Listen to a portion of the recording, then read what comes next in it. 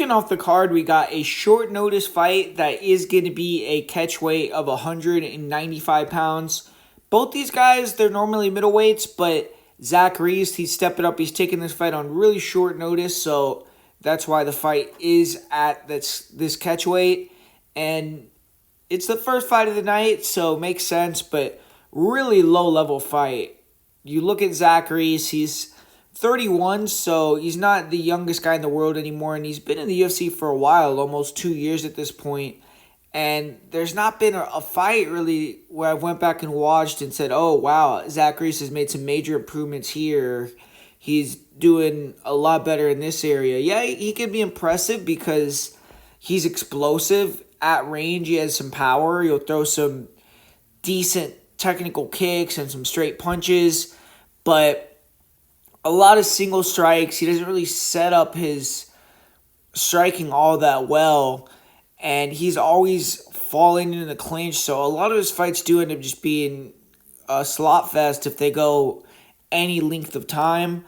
And Jackson McVey had his debut against Bruno Ferreira, and that was kind of unlucky because he was going to fight Cedricus Dumas and then ended up getting Bruno Ferreira on short notice, which, heck of a curveball there.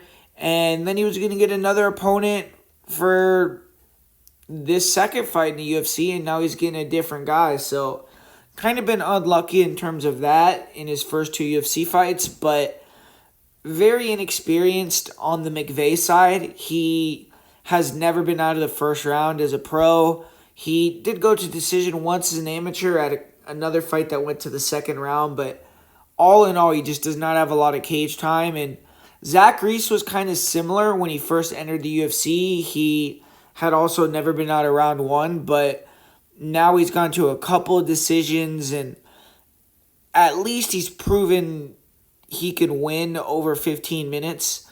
But this is a tough one for me. I mean, you look at Jackson McVey and Zach Reese, they're both really tall, long, and lanky. So on the feet, I think it's going to be fairly competitive. I think Reese hits harder, probably a little cleaner, but I do think that McVey maybe has a little bit better just distance control and overall know-how on the feet, like kind of knowing what he wants to do.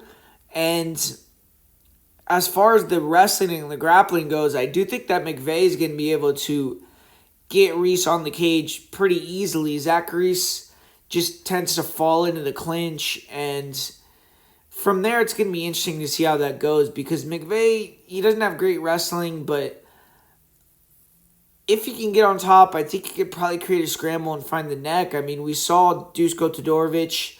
He almost submitted Zach Reese a couple times with that guillotine, and it's just a tough one. I feel like maybe a full camp I would go with Zach Reese, but I'm going to say McVey catches him with the submission in the first round. I just think he's probably been a little bit more prepped up for this one, and he's going to have his grappling on point. I think that it's not that likely that Zach Reese just knocks McVey out. I mean, we've never seen that happen before in his career. Even Bruno Ferreira wasn't able to just knock him out really quickly or anything like that. So I think McVey is the better jiu-jitsu player, a little bit more experienced on the mats, and I'm going to roll with him here. I'm going to say he gets a first-round submission and his first UFC victory.